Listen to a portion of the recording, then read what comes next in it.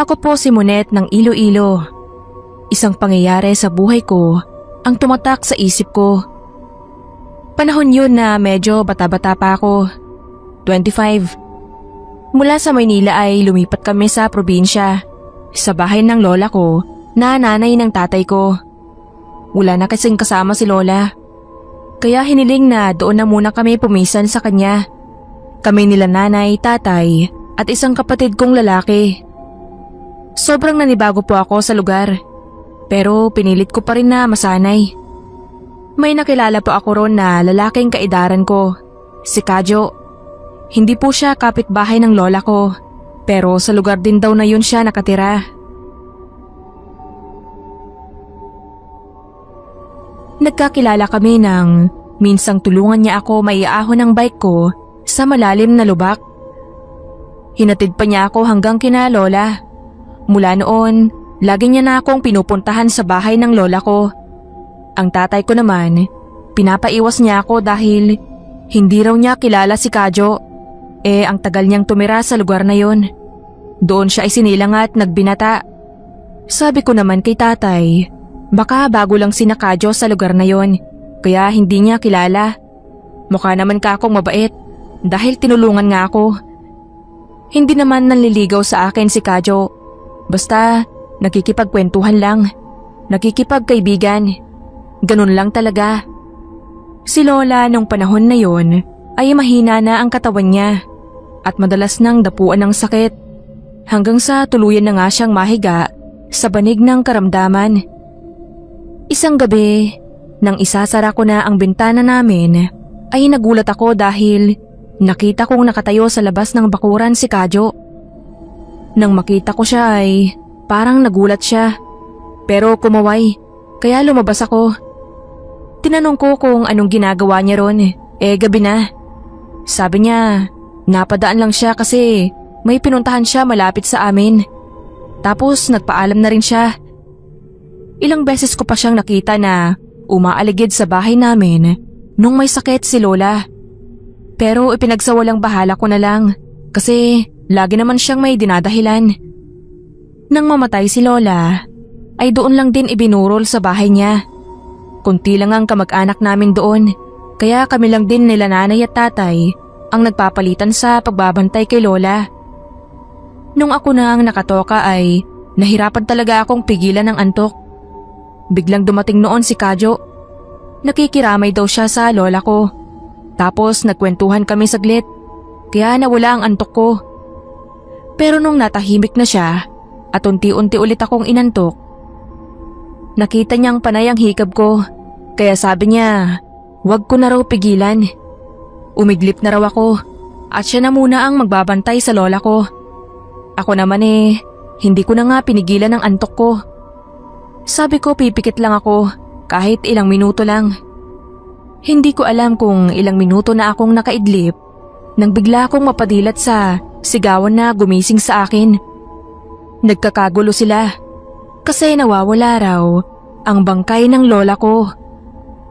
May matandang babae pala ang dumating doon, kaibigan ni lola, at nang tignan ng kabaong ay nakita niyang puno na lang ng saging ang laman nun. Yung kaibigan pala ni lola na yun ay dating albularya, kaya alam niya. Bakit daw namin tinulugan na walang nagbabantay? Napagalitan ako nila nanay at tatay. Ako naman lumingalinga ako. Hinahanap ko si Kadyo dahil siya ang kasama ko sa pagbabantay at nagsabing umidlip na muna ako. Natataranta ako sa takot nang sabihin ng kaibigan ni lola na posibleng ang Kadyo na yon ang aswang na balbal na tumangay sa bangkay ng lola ko dahil wala namang nakakakilala sa kanya sa lugar namin. Nang sabihin ko kung saan yung bahay na tinuro ni Kadyong tirahan niya, ay hindi pala talaga siya roon nakatira. Iba ang nakatira roon, nakilala ng kaibigan ni lola. Kinaibigan lang pala niya ako para mabantayan si lola dahil naamoy niya na sigurong malapit nang mamatay si lola. Naalala ko rin yung mga gabi na nakikita ko siyang umaaligid sa bahay at nagdadahilan. Sinubukan pa naman nila tatay at mga kalalakihan sa lugar namin na mahabol si Kadyo. Pero hindi na nila siya mahanap. Sising-sisi ako na nagtiwala ako at nakipagkaibigan sa isang tao na hindi ko pa lubusang kilala. Pati tuloy ang bangkay ng lola ko ay napahamak. Hindi na nagpakita pa si Kadyo sa lugar na yon, kaya nakumpirma namin na siya talaga ang aswang na balbal. Dahil kung hindi siya, bakit bigla na lang din siyang nawala matapos mawala ang bangkay ni lola?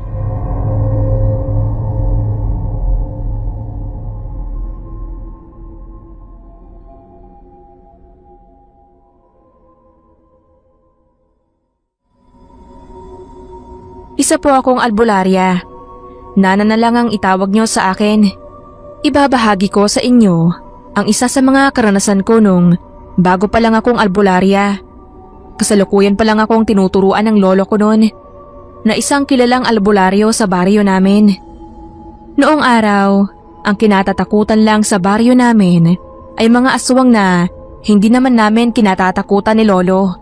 Kaya kahit abutin kami ng gabi sa daan ay ayos lang. Pero dahil sa bagong albularya pa nga lang ako noon at bago pa lang matuto sa mga kaalaman ni lolo, kaya hindi pa ako kasing tapang niya. Isang gabi ay may ginamot si lolo na sinasaniban daw. Kasama niya ako. Malakas ang sumanib, kaya inutusan ako ni lolo na kuhanin ang benditado niyang punyal sa bahay. Kailangan daw kasi niyang sugatan ng sinasaniban. Dali-dali naman akong sumunod. Nang pabalik na ako, ay bigla akong natigilan sa paglalakad. Paano'y may makakasalubong ako na hindi ko agad maaninag. Mabuti kung tao ba o ano. Tila may hila-hila na kung anong malaking bagay. Parang hayop nga yung hila niya eh. Yun ang unang tingin ko. Pero nang medyo makalapit na siya, ay bigla akong kinabahan. Humigpit ang hawak ko sa punyal na ipinakuha sa akin ni lolo. Nang mapatingin siya sa akin, ay bigla naman siyang umiba ng daan. Lumiko siya. Buo na sa isip ko noon na hindi siya tao. At ang kinakaladkad niya sa dilim, yun ang tao. Huminga muna ako ng malalim. Bilang isang albularya, naisip ko na hindi ko dapat baliwalain ang nakita ko. Isang pagkakataon din yun sa akin para magkaroon ako ng karanasan nang wala si lolo sa paligid. Kaya naman sinundan ko ang nakita kong aswang na sa palagay ko ay isang balbal. Naalala ko, may nakaburol nga pala nung gabing yon sa baryo namin. Baka yun ang bangkay na hila niya, ang nakuha niya sa burol. Nang makaliko na ako sa nilikuan ng balbal, ay natanaw ko pa siya. Nagmamadali na siya. Kaya nagmadali rin ako. Hindi na lakad-takbo ang ginawa ko, kundi tumakbo na talaga ako. Ganon din siya. Palibhasa ay kabataan ko, kaya maliksi pa akong kumilos noon. Naabutan ko ang aswang na balbal. Kumpirmado, tao ang dala niya. Bangkay ng isang matandang lalaki. Dahil naabutan ko siya, kaya nabitawan niya yon. Hinarap niya ako. Kabadong-kabado ako. Nagtapang-tapangan lang talaga ako. Inisip ko na lang ang laging sinasabi sa akin ni lolo na kailangan hindi ako kakitaan ng kalaban ng kahit katiting na takot. Dapat lagi akong matapang sa paningin ng kalaban. Kaya naman inihanda ko ang punyal at rasabante ang balbal sa paglapit sa akin dahil nangingilag din siya sa hawak kong punyal. Pero sa dulas din niyang kumilos ay nagawa niyang atakihin ako. Nabitawan ko pa ang punyal ni lolo. Tinangka niyang agawin. Buti na lang, mas mabilis ang kamay ko. Nadampot ko ulit bago pa niya makuha. Nakalmot niya ako sa muka. Itatarak na sana niya ang mahaba at matatalim niyang kuko sa dibdib ko. Pero bago pa niya nagawa ay naunahan ko na siyang itarak ang punyal sa dibdib niya. Paulit-ulit ko yung ginawa para walang kawala. Saglit lang kaming naglaban pero daig ko pa ang nakipaglaban ng ilang oras sa sobrang lakas niya. Nabawi ko naman agad ang lakas ko nang matitigan ko ang wala ng buhay na katawan ng balbal sa harapan ko. Naghanap ako ng tulong sa malapit para maibalik ang bangkay na kinuha ng balbal sa burulan. Yung aswang na balbal ay hinayaan ko na sa kamay ng mga nagroronda. Nag-alala si Lolo ng sobra sa hindi ko agad pagbalik. Pero nang malaman niya ang nangyari, ay naging proud siya sa akin. Nadala ko pa rin naman sa kanya ang punyal na may dugo pa ng aswang na balbal.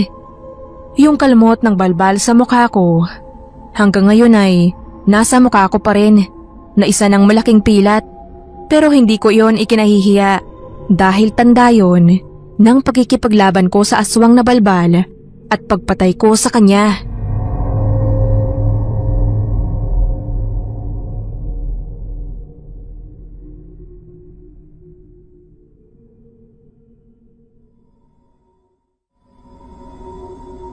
Tawagin niyo na lang akong Corazon. Nakatira kami malapit sa dagat hanggang ngayon. At ang tanging ikinabubuhay namin ay ang mangisda.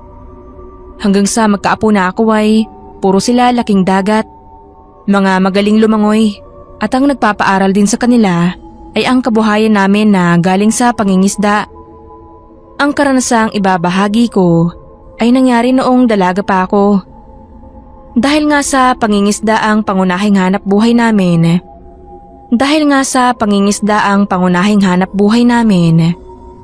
Grabe talaga ang perwisyong naidulot noon sa mga kapitbahay namin at sa amin nung naging mahina ang huli. Si tatay ay halos ilang linggo noon na wala talagang huli. Umuuwi siyang butas palagi ang lambat. May usap-usapan pa nga noon na parang naglaho daw ang mga isda. Baka raw may malaking sakuna na mangyayari at kailangan na naming umalis sa dalampasigan at iwan ang bahay namin. Ganito, ganyan. Pero syempre ay hindi kami nagpatinag noon. Saka isa pa, galing na nga rin sa awtoridad. Wala naman daw sakuna na tatama sa lugar namin. Pero nung tanungin sila sa kung bakit walang nahuhuling isda ang mga mangingisda, ay hindi raw nila masasagot ang tanong na yun. Pero nakipag-ugnayan na rin daw sila sa mga eksperto nung panahon na yon. Isang araw ay sumama ako kay tatay sa pangingisda. Hindi naman ako ganoon kaedukado, lalo na hindi ako eksperto. Pero nagbabakasakali kasi ako noon na baka may mapansin ako na kakaiba sa dagat na hindi lang napansin ng tatay ko at ibang mga mangingisda. Ilang oras din kaming nagpalaot sa dagat at sa kasamaang palad, wala kaming huli ni tatay. Napagdesisyonan na lang namin noon ni tatay na bumalik na lang. Habang kinukuha namin ang lambat mula sa tubig, napansin kong parang may kumikislap sa ilalim ng tubig. Nung una, akala ko refleksyon lang yun ng buwan hanggang sa bigla itong kumurap. Hindi yun isda, kung hindi ay isang muka. Maputla ang mukha na yun. May itim ang mga mata na parang itim na perlas at nakatingin lang sa akin. Sa gulat ay hindi ako nakapagsalita pero nagawa ko namang hawakan ang braso ng tatay ko. Tinanong niya ako kung anong nangyari sa akin at itinuro ko sa kanya ang nilalang na nasa ilalim ng dagat. Nang tignan naman niya yon ay nangunot lang ang noo niya. Hindi niya raw alam kung ano ang gusto kong ipakita sa kanya. Hinila ko siya ng mas malapit sa pwesto ko. Pero nung tignan ko ulit, ay wala na doon sa pwesto niya ang nilalang na yun. Pero maya-maya lang ay nakaramdam kami ng malakas na pag-uga sa ilalim ng bangka namin. Nakaramdam na ata si tatay noon at tinutuban na rin siya sa kung ano man ang nilalang na nasa ilalim namin ngayon. Kaya agad niyang pinaandar ang makina ng bangka namin at bumalik na kami sa dalampasigan. Kinaumagahan din ay kasama ang mga kapwa niya bangkero ay nag-alay sila ng mga pagkain sa dagat. Ang sabi-sabi kasi ay baka naghahanap ng atensyon ang kataw. Kaya niya tinatago ang mga isda. Hindi ko alam kung maniniwala kayo sa sasabihin ko o hindi. Pero nang gawin nila yun, kinabukasan din ay bumalik ang sigla ng hanap buhay sa lugar namin. Bumalik ang mga isda.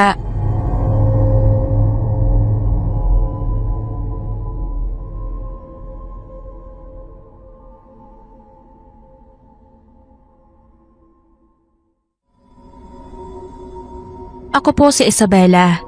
Isabela ang naging pangalan ko dahil naipanganak ako sa isa sa mga beaches doon sa Isabela. Nakakatawa lang din isipin dahil hindi naman ako lumaki doon. Sa bundok nga ako lumaki. Puno ng mga kakahuyan at ilang oras ang layo sa pinakamalapit na beach resort. Taga-Panay kasi kami talaga at nagbakasyon lang daw ang mga magulang ko noon sa mga magulang ng mama ko dahil nga sa nirequest sila nito. May sakit kasi ang lolo ko at hindi raw sigurado kung makakasurvive sa operasyon. Kung curious kayo, nakasurvive naman po ang lolo ko at nabuhay pa ng halos 5 taon. Pero hindi naman doon tungkol ang ikukwento ko. Ang kwento ko ay tungkol sa naging karanasan ko noong muli kaming magbakasyon doon sa Isabela. Malapit lang sa dagat ang bahay ng lolo at lola ko doon. Kung kaya ay kahit anong oras ay nakakapagtampisaw kami sa dagat. Ang pinakagusto kong oras para gawin yon ay umaga. Tipong mga 4 to 5 a.m. dahil napakatahimik at masarap ang simoy ng hangin. Pero nung araw na yon na naranasan ko ang isang nakakapanindig balahibo na karanasan ko, ang kalmado lang din naman ang dagat. Pero alam niyo yung sa sobrang kalmado mas nakakatakot yun. Pero hindi ko na lang yun pinansin at nanguhupa rin ako ng mga seashells sa dagat. Ang iba kasi sa mga yun ay ginagawa kong necklace at ang iba naman ay ginagamit ko sa mga future projects ko. Habang naglalakad-lakad ako sa dalampasigan, may napansin akong mga bakas ng paa na papunta sa dagat. Nangunot pa ako noon dahil kung titignang mabuti, hindi yun simpleng bakas ng paa ng isang tao. Ang haba nun, tapos parang web ba sa pagitan ng mga daliri nun sa paa. Ang weird lang tignan. Hanggang sa makarinig ako ng tunog na may nagtampisaw mula sa dagat. At doon, nakita ko ang isang babae. Medyo nakalubog na ito sa dagat. At tanging mga mata lang niya ang nakikita ko at ang matutulis niyang mga tenga. Ang haba ng itim niyang buhok na nakalutang lang sa itaas na bahagi ng tubig dagat. Ang mas nakakakilabot pa rito ay nakatingin siya sa akin. Nagkatinginan kaming dalawa, kaya napansin ko na sobrang itim ng mata niya na tipong hinahatak ako nito palapit sa dagat. Hindi siya gumagalaw at tanging nakatitig lang sa akin. Hanggang sa narinig kong may tumatawag sa akin sa hindi kalayuan. Doon ay napansin kong nakagalaw na ako sa pwesto ko at dahan-dahan ko nang naihahakbang ang mga paa ko patalikod. Nang bumalik na ako sa aking kamalayan, ay agad akong tumakbo palayo sa dagat. Pakiramdam ko kasi ay nahipnotismo ako. Buti na lang talaga at nakaagaw ng pansin sa akin ang tawag ni Mama. Pero hindi lang doon nagtapos yun. Hanggang sa nakauwi ako sa bahay, parang sinusundan niya ako gamit ang kanyang nakakahalinang boses. Rinig na rinig ko yun habang humahakbang ako palayo. At kung hindi lang siguro malakas ang loob ko, baka napabalik na ako sa dagat at nahalina na lamang sa boses ng kataw na yun.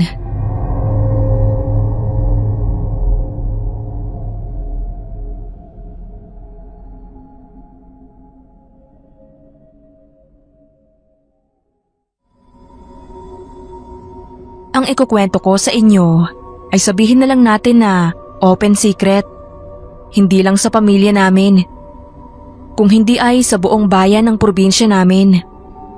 Matagal na namin nilisan ang lugar na yon dahil nga sa pangyayaring to. Para kasi sa pamilya ko, parang hindi raw nirespeto ang lola namin na namayapa na. Gaya ng request ng lola ko. Simple lang ang naging libing niya. Walang gaanong mga bulaklak at saka yung mga sumama lang ay malalapit na kamag-anak at mga kaibigan niya. Pero kahit na hindi ganoon kagarbo ang libing at konting salo-salo lang, pagod na pagod kaming lahat at nakatulog kaagad matapos yon. Nung sumunod na araw, napagdesisyonan namin ng pinsan ko na dalawin ang puntod ni Lola. Ganoon na lang ang gulat nang bukas ang puntod niya. Ang mga lupa na itinabon doon ay nakakalat na palibot ng hukay at exposed talaga ang ataol ng lola namin. Sira-sira ang kabaong pero hindi naman yon to the point na kita ang katawan sa loob. Let's say na madami lang talagang kalmot ang palibot ng buong kabaong. Para bang bakas ito na pilit binubuksan kaya nagkaganoon. Pero kahit naman simple ang naging libing ng lola namin, ay hindi naman ibig sabihin noon hindi di kalidad ang binili naming kabaong sa kanya. Buti na lang talaga dahil kung sino man ang pilit na nagbukas noon, hindi yun nagtagumpay. Yun nga lang, hindi ko rin mapigilang hindi masuka sa mga nakita ko sa kabaong. Maliban kasi sa mga kalmot, ay may mga bite marks din yun. Sobrang lalim talaga. At imposibleng tao yun. Isa pa, kung tao yun, bakit naman niya ngangat-ngati ng ataol? Nang sabihin yun namin ng pinsan ko sa mga magulang namin, galit na galit sila lolo sa mga caretaker doon.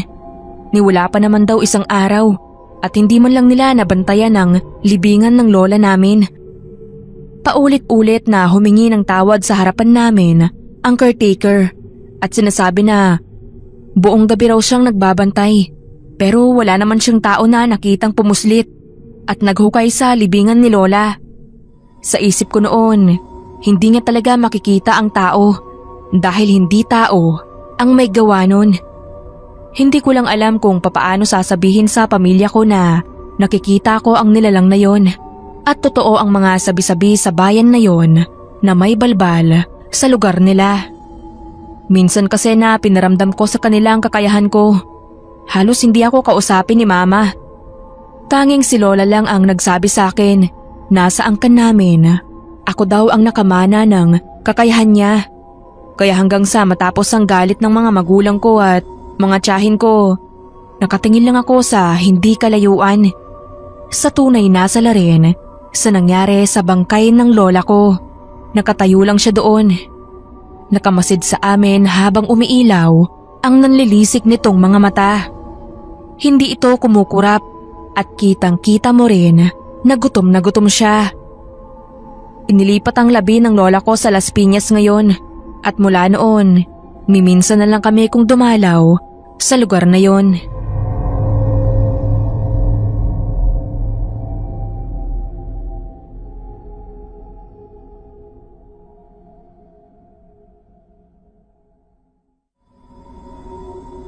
May pangyayari noon sa amin na hanggang ngayon ay napaka-unsettling para sa akin. Tawagin niyo na lang po akong Isa. Call center agent ako ngayon dito sa Maynila. Pero ang kwentong ito ay tungkol sa mga panahon na nasa probinsya pa ako habang naghihintay ng result kung pasok ba ako sa trabaho o hindi. Luckily, nakapasok nga ako. Yun nga, gabi to matapos matanggap ko ang email sa akin na nakapasa ako na mag-call center sa pinapasukan ko ngayon. Dahil doon ay inutusan ako ni nanay na bumili ng baboy para yun na ang maging ulam namin. And at the same time, handa na rin kasi nga may trabaho na ako. Agad kong tinungo ang karnehan nila Nana Lucia. Hindi rin naman ako natagalan kasi kapitbahay lang talaga namin yun. Tahimik lang si Nana Lucia. Hindi pala kwento at hindi rin palang ngiti. Nakakausap mo lang talaga siya kung may bibilhin ka sa mga karne niya. Pero in fairness naman, hindi matumal ang benta ni Nana Lucia kahit na bago lang din siya sa lugar namin. Ang maliit niya kasing shop ay kung magbenta ng mga karne, napakamura na kumpara sa kung sa bayan pa kami bibili. Isa pa, halos 30 minutos din ang kailangan naming lakbayin para lang makarating kami sa bayan. Kaya magmula nang dumating si Nana Lucia, tinangkilik talaga siya sa barangay namin. Pagkapasok ko sa shop niya, ay bumungad sa akin ang malansang amoy. Halo-halo yun, kaya hindi ko alam kung galing ba yun sa mga karne o dahil sa pintong bakal na meron siya. Medyo marami na rin kasi yung kalawang, kaya hindi nakapagtataka na humahalo yun sa amoy ng karne. Pero sa tingin ng mga tao sa mga paninda niya ay Safe naman dahil fresh naman ito. Isa pa, masarap at malinamnam kaya hindi daw nakakaapekto ang makalawang na pintong bakal na mayroon ang shop ni Nana Lucia. Lumapit agad ako sa counter bago pa ako maduwal at sinabi kay Nana na bibili ako ng karne niya. Nang ibalot na niya sa dahon ng saging ang mga yon, ay nakangiti niya itong binigay sa akin. Ang lapad ng mga ngiti niya na para bang mapupunit na ang kanyang bibig. Kitang-kita ko rin ang mga ngipin niyang bahagyang may mga tulis-tulis. Hindi ko alam pero nung gabing yon, hindi ko makain ang binili kong karne sa kanya. Para kasing may kakaiba sa karning yon na nagtutulak sa akin na huwag ko yun kakainin. Nang sumunod na araw nga, balita na lang sa amin ng kapitan namin na may hinukay daw na bangkay mula sa sementeryo sa amin. Gutay-gutay raw ang katawan nito at putol-putol ang katawan. Ang mas nakakahindik pa, yung ibang parte raw ng katawan ng bangkay ay wala na raw doon at hindi nila matukoy kung saan na yon. Nagkataon din na nung araw ding yon, hindi nagbukas ng kanyang shop si Nana Lucia. Nang sumunod na araw, ganoon din hanggang sa mapagtanto na lang namin na wala na siya roon at nilisan na niya ang barangay namin.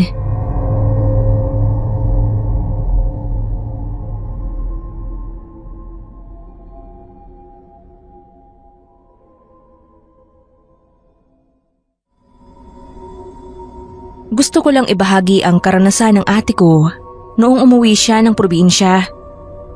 Dahil sa busy noon ng mga magulang namin, si ate ang pinadala nila para kahit papaano ay may mag-represent ng pamilya namin sa libing ng lolo ko. Hindi naman kami ganoon kayaman, kaya hindi afford ng mga magulang ko na sabay na hindi magtrabaho. Gusto ko rin naman sanang sumama noon, pero kasi ay sasabay lang din ng ate sa tita namin. Ayaw naman ng mga magulang ko na dagdagan ng alagain ng tita ko, lalo na at siya rin ang magbabayad ng tiket sa eroplano ng ate namin. Okay naman sana yon sa tita ko, kaso nga lang syempre ay nahihiya rin ang mga magulang ko. Isa pa mga 9 or 10 years old lang ata ako noon at may pagkamakulit. Mahirap na daw at baka kung ano pa yung maisipan kong gawin. Ayon kay ate, may kakaiba raw siyang naranasan nang siya na ang nagbabantay sa ataol ng lolo namin. Noong umaga raw ay wala namang kakaiba sa lugar na yon. Tahimik lang at maraming tao ang bumibisita kay lolo. Mostly ay mga kainuman niya raw. Tumutulong daw si ate sa pag-aasikaso sa kanila. Nang sumapit na ang gabi, doon na raw siya may naramdamang kakaiba. Nung unang gabi ay nakaamoy siya ng parang nabubulok.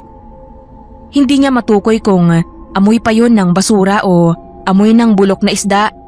Pero isiniwalang bahala niya yon kasi malapit ang lamay sa wet market ng lugar. Siguro ay ganoon lang daw talaga. Sinabi niya yon sa mga naging kakilala niya sa lugar. Pero sila daw ay wala namang naamoy. Kaya naisip ni ate na baka nga mula lang yun sa wet market. Alam niyo na, kapag matagal na kayo sa lugar nasasanay na kayo sa amoy. Si ate kasi dayo lang naman doon. Nang sumunod na araw, si ate naman ang inutusan na magbantay sa gabi. Halos wala na rin daw kasing mga lakas ang tao roon kakaiyak. At si ate wala namang masyadong ginagawa, kaya nagbolontaryo na lang din siya. Papikit-pikit ng mata niya noon si ate, nang bigla na lamang may narinig siyang kumakaluskos sa labas. Mula nang marinig niya rin yun, ay mas lalong nanuotang nakakasulasok na amoy sa kanyang ilong. Tumayo si ate at hinanap niya ang pinanggagalingan ng amoy na yon. Napansin niyang hindi yung papunta sa direksyon ng wet market, kung hindi ay sa kabila, sa mga kakahuyan. Bago pa man marating ni ate ang looban ng kakahuyan, ay may nakita siyang isang figura. Mahaba ang dila nito na nakakawit sa kanyang bibig. Mabagal itong naglalakad patungo sa direksyon niya. Buti na lang at hindi gaanong matatakotin ng ate ko Kaya agad siyang nakaasta at mabilis na tumakbo papunta doon sa loob ng bahay. Sakto naman na gising na ang tiya namin at tinanong kung anong meron. Kinuwento sa kanya ni ate ang nakita nito sa kakahuyan. Napasenyas na lang ng krus ang tiya namin at sinabing balbal daw ang nilalang na yon.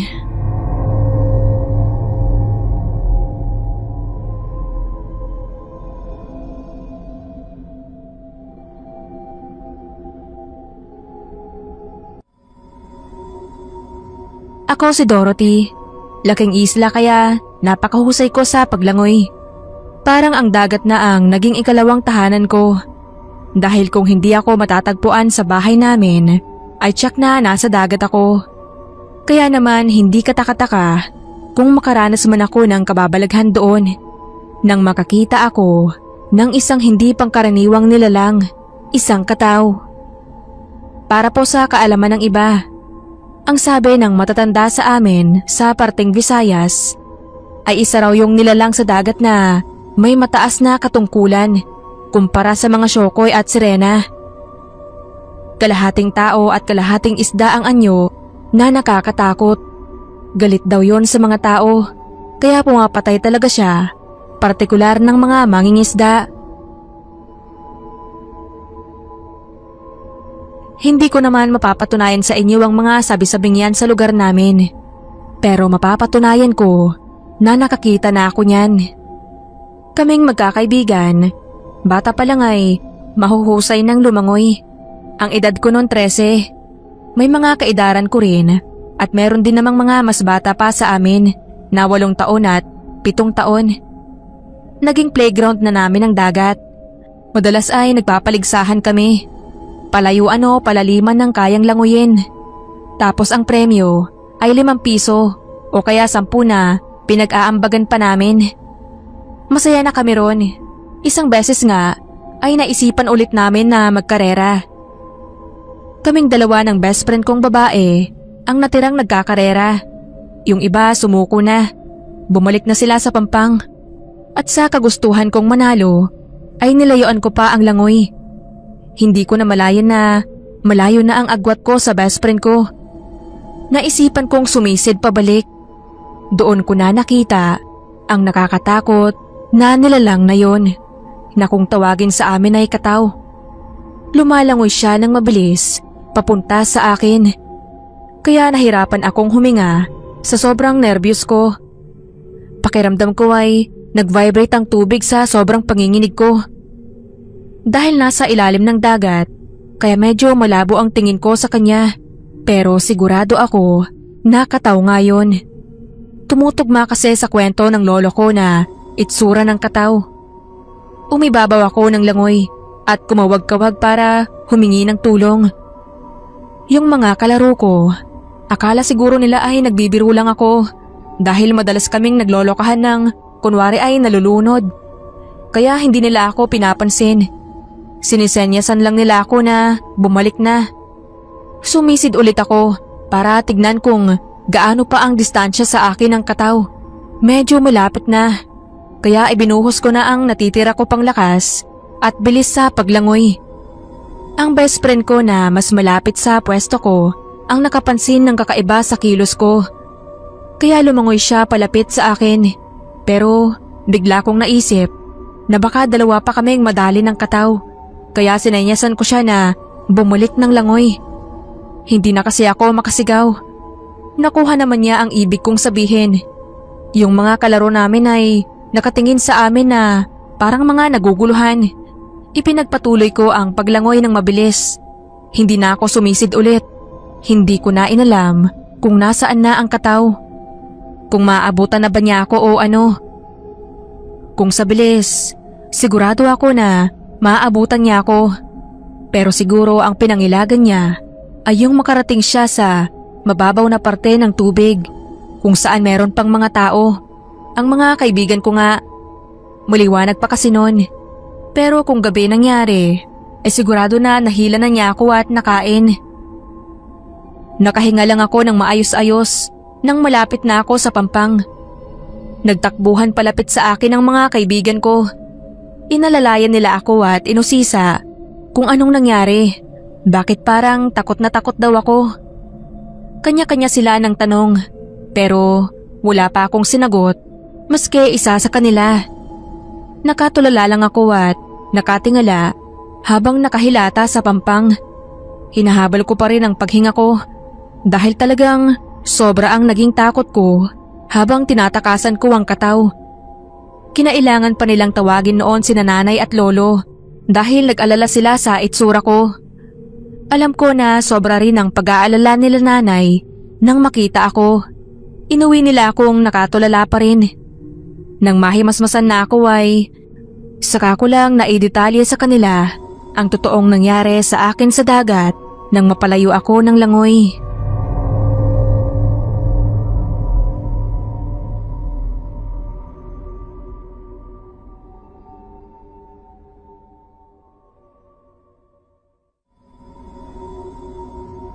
Bago matulog, ay kinikwentuhan ako ng lola ko ng iba't ibang mga istorya. Mapa-legends man yan, fairy tales. Pero ang pinaka gusto ko talagang kinukwento niya ay tungkol sa mga karanasan niya noong bata pa siya at nakatira sa dalampasigan. Yung mga encounters niya sa nilalang na tinatawag na kataw. Isa nga sa mga nakwento niya noon ay ang pinakasikat na kataw na umapak sa lugar nila. Tinawag nila ang kataw na yun na si Pearl. Unang nakita si Pearl sa lugar nila noong panahon daw na sunod-sunod ang bagyo. Maputla daw ang balat nito at kahit daw tirik na tirik ang araw ay mabasa-basa ang buhok niya.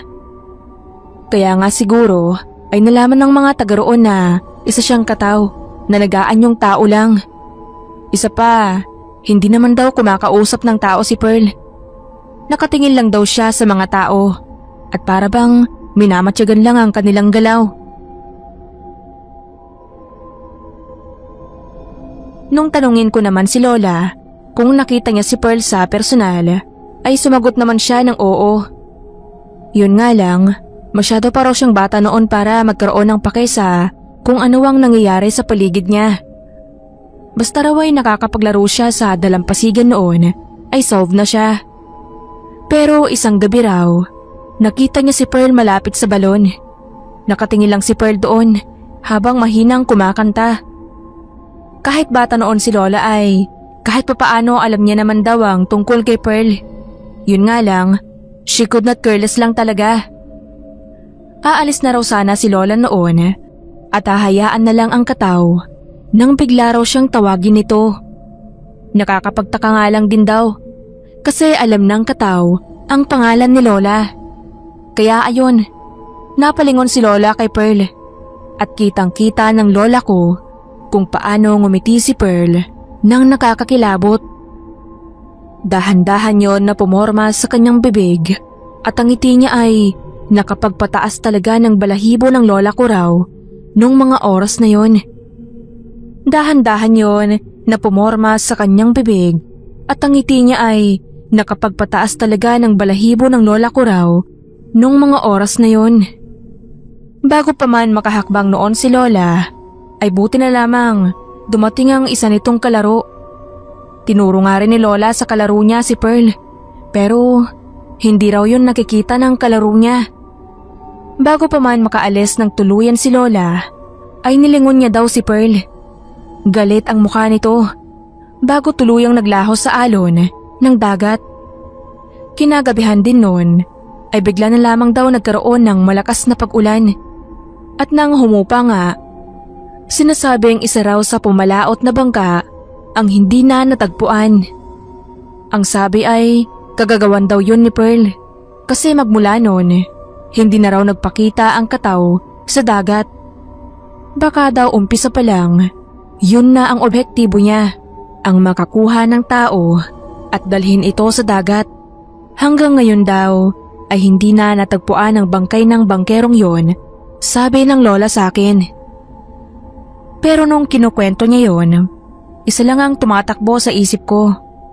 Kung hindi tinawag ng kaibigan niya si Lola nung mga oras na yon, may posibilidad na si Lola talaga ang nadala ni Pearl sa dagat.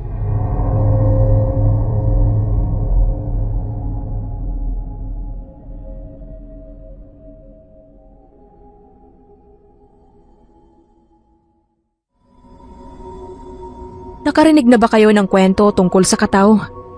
Meron po akong karanasan na maibabahagi sa inyo tungkol dyan. Ako po si Clea. Nakatira kami sa isla noon at magpahanggang ngayon naman ay may inuuwian pa rin kaming bahay doon. Pero ang ikukwento ko sa inyo ay nangyari noong panahon na buhay pa ang tatay ko. Tatay's girl po ako, kaya kahit saan siya pumunta ay lagi akong nakabuntot. Okay lang naman kay nanay kasi ang kasama naman niya lagi ay ang ate ko at kuya ko na katuwang niya sa mga gawaing bahay at sa pagbibilad ng mga isdang itinitinda namin. Ako naman ay laging isinasama ni tatay sa dagat. Si kuya kasi ayaw niya ang pangingisda. Isang beses, habang nangingisda kami, nasa bandang gitna na kami nang maramdaman ni tatay na parang may nalambat siyang mabigat. Natuwa siya. Ang sabi niya, mukhang nakahuli kami ng malaking isda. Pero nang iaangat na niya, ay hindi niya maiangat, kaya't humingi siya ng tulong sa akin. 15 na ako noon, kaya kahit papaano ay malakas na rin ang puwersa ko. Pinagtulungan namin ni tatay na maiangat ang lambat. Nang biglang umuga ang bangka na para bang may malaking bagay na bumunggo. Napahinto kami ni tatay sa ginagawa namin at nagkatinginan. Yung unang pagbunggo ay nasundan ng isa pa, kaya napahawak na ako sa bangka. Tapos nakiramdam kami ni tatay kung mauulit pa yon. At naulit pa nga sa ikatlong pagkakataon. Pinabitawan sa akin ni tatay ang lambat. Hindi na namin inintindi ang malaking huli sana. Sabi niya, bababain daw niya ang bumubunggo sa amin at baka kung ano na yon. Ako naman, ayokong tignan pa niya. Kaya pinigilan ko siya. Natakot kasi ako na baka pating. Sabi ko umalis na lang kami ron. Nagpapigil naman si tatay. Naghanda na nga kami sa pag-alis. Kung siya lang daw mag-isa, ay uusisain talaga niya. Kaso, kasama niya ako. Nag-alala rin siya sa akin. Pero hindi pa man kami nakakalayo, ay biglang tumaob ang bangka namin. As in, biglang-bigla. Kaya nagulat kami. Para kaming itinaob ng malaking puwersa ng alon. Buti na lang at nahawakan ako ng tatay ko sa kamay. Kaya hindi ako napahiwalay sa kanya nang nasa tubig na kami. Kitang-kita po namin na hindi alon ang nagpataob sa amin, kundi isang kataw. Parang syokoy ang itsura niya. Pero sabi ni tatay, hindi yun syokoy. Hindi ko maipaliwanag ang takot na nararamdaman ko nung mga sandaling yon na nagpakita sa amin ang kataw. Lalo na nang lumangoy siya papalapit sa amin. Tapos nakita ko rin na namutla si tatay. Alam ko na natatakot din siya, kaya nilakasan ko na ang loob ko. Inabot ko yung pangsagwan namin na lumulutang malapit sa amin at inihataw ko sa kataw. Ang tatay ko naman, hinihila niya ako palayo. Mas gusto niya na lumangoy kami ng mabilis para makatakas. Mukhang hindi talaga kami paliligtasin ng kataw. Nahawakan niya sa paa ang tatay ko. Akala ko nga ay mamamatay na kami ron. Buti na lang at nang marinig namin ang ugong ng dalawang bangkang dimotor ay biglang nawala ang kataw. Sumisid sa ilalim at hindi na ulit lumutang. Hindi sa natakot siya. Siguro hindi lang umaatake kapag marami na ang nasa paligid. Ang isang bangka ay pag-aari ng kapitbahay naming mangingisda at ang isa ay sa kumpare ni tatay. Tinulungan nila kami ni tatay na makasampa muna sa kanila. Tapos ay pinagtulungan din nila na maitihaya ulit ang bangka namin. Habang kinukwento ni tatay sa kanila ang pag-atake ng kataw sa amin, ako naman ay nangangatog sa isang sulok. Nang may ayos na ang bangka namin, ay lumipat na kami ron ni tatay.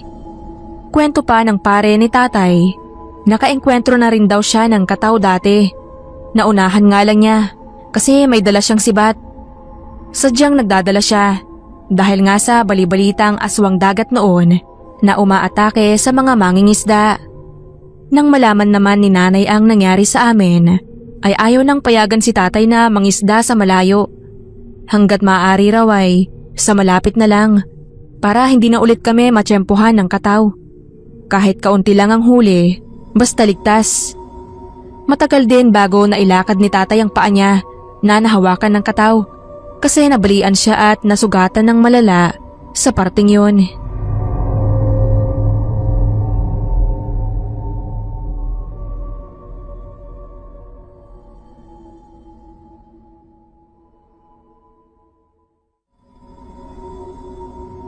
Gusto ko lang i-share ang karanasan ko noong nakatira pa kami sa tabing dagat.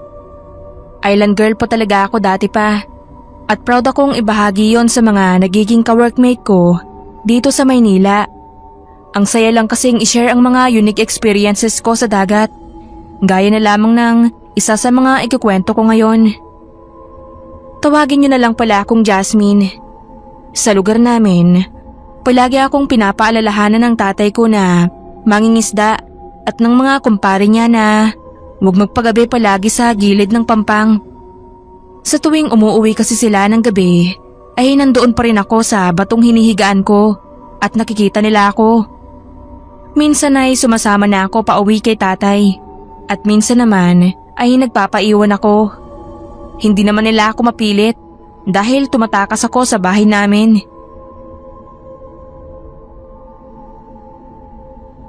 Hindi naman kasi gaya sa mga bahay sa Maynila na dekandado o high-tech ang bahay namin. Isang talon ko lang sa bintana namin, pwede na akong dalhin ng paa ko sa ibang lugar. Siyempre hindi naman ako ang klase ng anak na kung saan-saan naggagagala. Diyan lang din naman ako sa tabi ng dagat, kaya hinahayaan lang nila ako.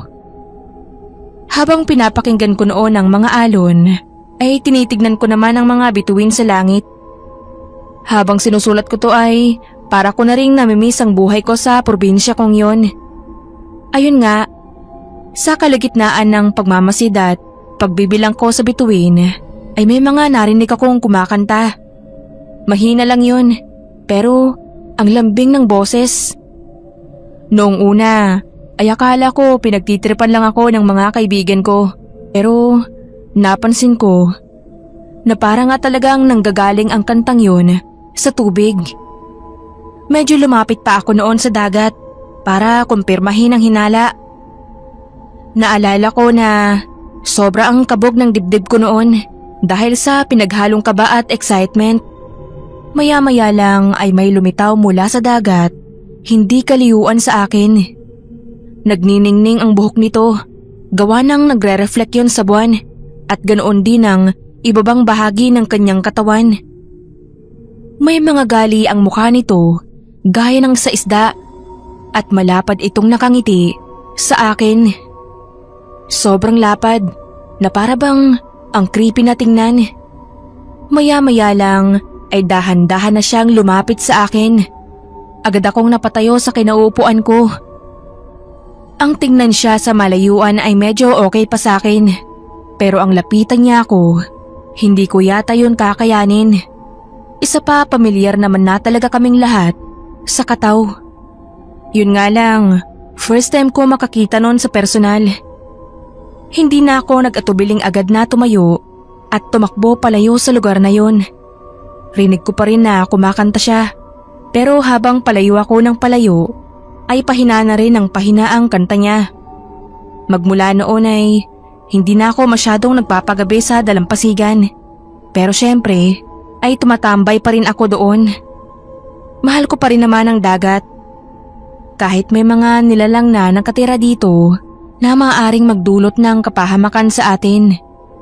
Pero kung hindi mo naman kasi sila papansinin at lalayuan mo na lang sila, wala naman silang magagawang masama sa'yo.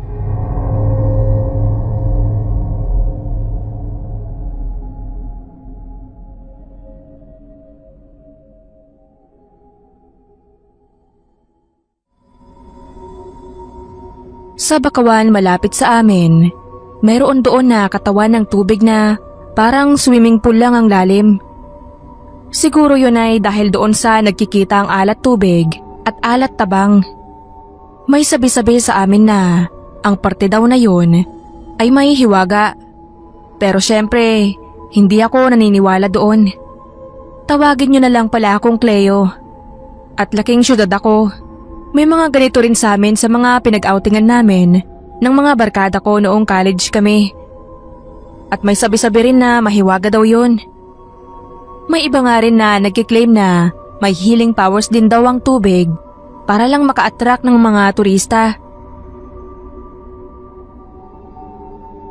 Kaya nung sabihin sa akin ng tiya ko ang tungkol sa spot na yon sa lugar namin sa probinsya, ay agad ko yun na pinuntahan habang pailing-iling pa. Pero in fairness, nung pumunta ako doon para maligo, mga 3:00 ng hapon ay naparelax nito ang ulo ko. Malamig ang tubig at napakakalmado. Kung hindi nga lang sa nakakahindik kong karanasan, ay ire-recommenda ko yun sa mga kaibigan ko. Wala pa kaming kailangang bayaran dahil free lang. Maliban sa malamig-lamig ang tubig, ay napakalinaw rin ito na tanaw ko ang mga bato at buhangin na nasa paanan ko. Nagre-reflect din sa tubig ang canopy doon. Hindi pa kasi uso ang social media noon, pero yun talaga ang lugar na matatawag mo rin na Instagrammable. Tapos ang caption #Majestic.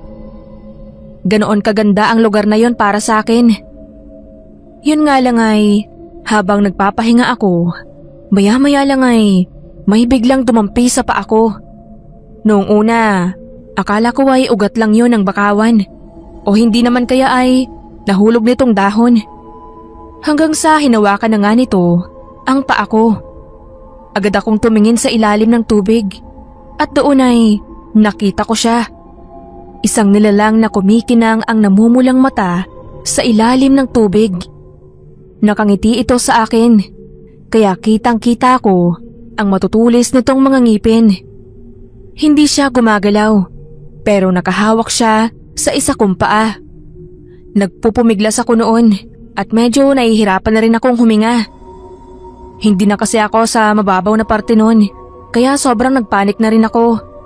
Buti na lamang talaga ay hindi naman ganoon kahigpit ang hawak niya sa akin at medyo madulas din ang kamay niya. Gaya ng isda, kaya nakawala ako sa pagkakahawak niya. Nang magawa ko yun, ay agad akong lumangoy papunta sa lupa at agad na pinulot ang mga gamit ko. Grabe ang kabog ng dibdib ko noon na hindi ko alam kung totoo pa ba ang experience ko na yun o gawa-gawa lang ng imahinasyon ko. Pero habang tumatakbo kasi ako palayo sa lugar na yun, ay napansin kong nakatitig pa rin siya sa akin. Hanggang sa mawala ako sa paningin niya. Sinarili ko na lang ang karanasan ko na yon dahil nahihiya akong malaman nila na yon ang dahilan kung bakit nagkaroon ako ng pasa at galo sa binti at hita ko. Habang tumatakas kasi ako ay nadulas rin ako. Kaya naman mas mabuti na lang na hindi ko yon sabihin sa mga kakilala ko.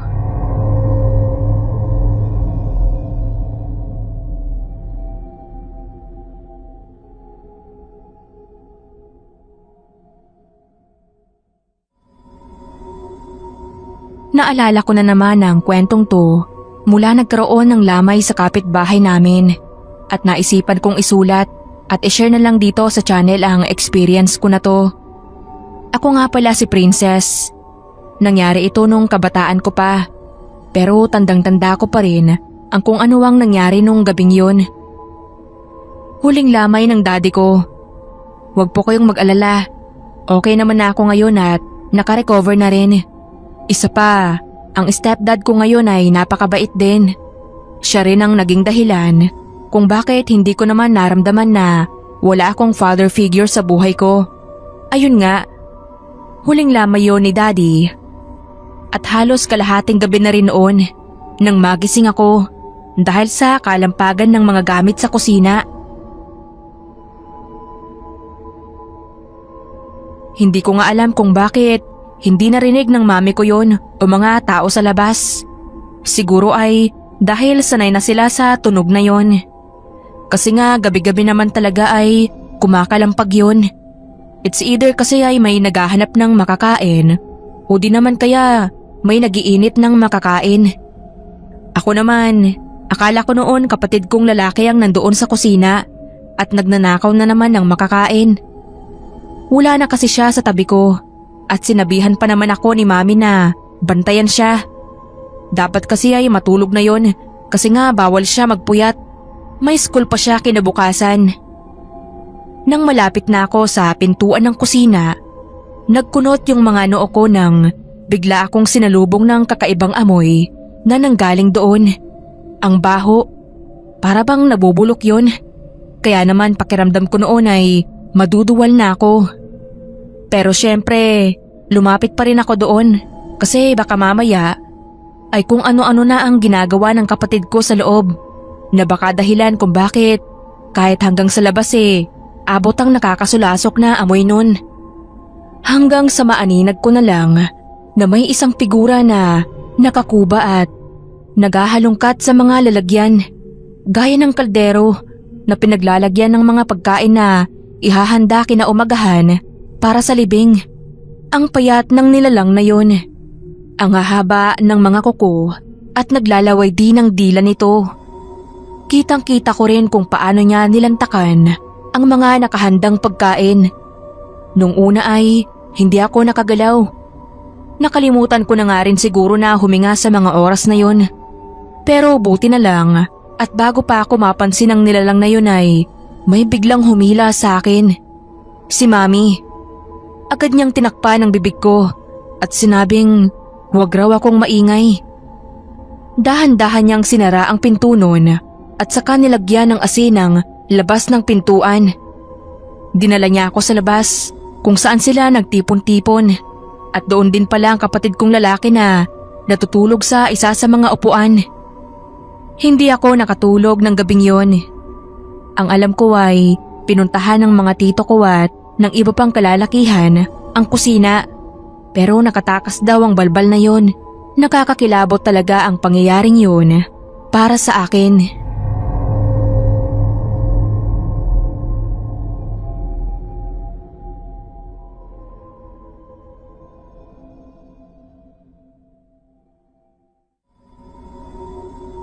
Hindi ko pa maintindihan ng bata pa ako kung bakit nagpapalitan ng magbabantay sa kabaong ang mama ko at iba pa naming mga kamag-anak.